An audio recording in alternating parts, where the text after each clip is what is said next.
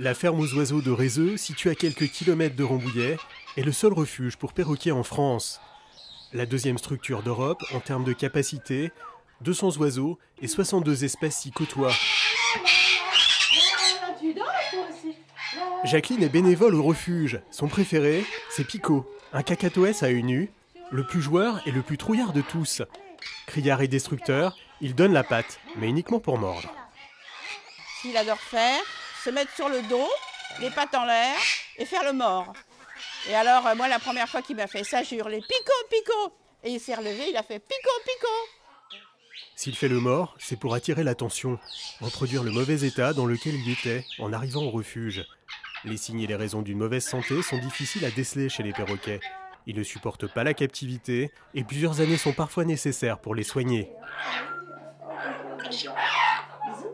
L'oiseau en détresse passe d'abord par une phase de quarantaine, puis il est placé à l'intérieur du refuge s'il est captif ou en volière extérieure s'il est sauvage.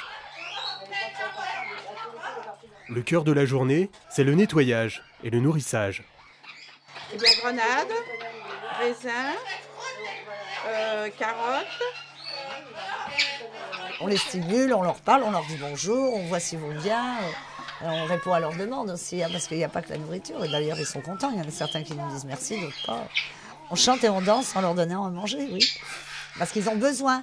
Parce que l'oiseau, il répond à un son, à une intonation. S'il ne répond pas, c'est qu'il n'est pas bien. Surnommée la Brigitte Bardot des perroquets, Anne Boisset leur consacre sa vie depuis près de 20 ans.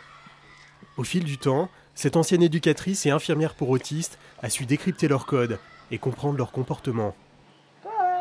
J'ai observé, en ayant d'abord les tout premiers, qu'ils avaient les mêmes stéréotypes dans leurs troubles du comportement que les enfants autistes quand ils sont stressés. Et donc là, c'est ça qui m'a amené à faire justement cet engagement par rapport à les mettre bien dans leur tête, on va essayer. Anne Boisset a un rôle d'instructeur pour les vétérinaires et des étudiants animaliers. Elle publie un ouvrage, Le perroquet c'est incompris, une charte de règles à suivre destinée à leurs propriétaires. Même si le refuge ne se visite pas, il est possible de devenir adhérent et de parrainer un perroquet. L'association vient d'ailleurs de lancer SOS Perroquet, un fonds de dotation qui lui permettra de percevoir davantage de dons. Allez.